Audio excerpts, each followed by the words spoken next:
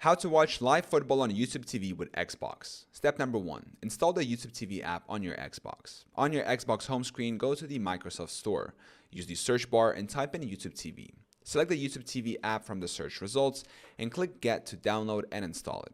Step number 2. Sign in to your YouTube TV account. After installing the app, open the YouTube TV app from your Xbox home screen.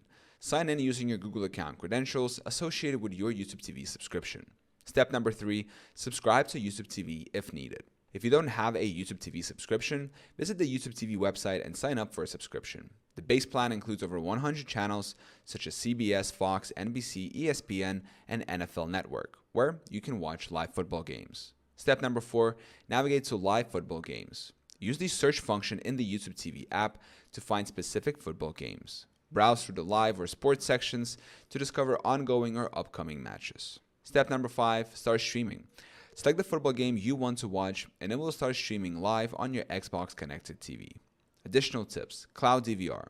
YouTube TV offers unlimited Cloud DVR storage so you can record football games and watch them later. Xvoice voice commands. If your Xbox has voice commands enabled, you can use them to open YouTube TV, such as Xbox, open YouTube TV.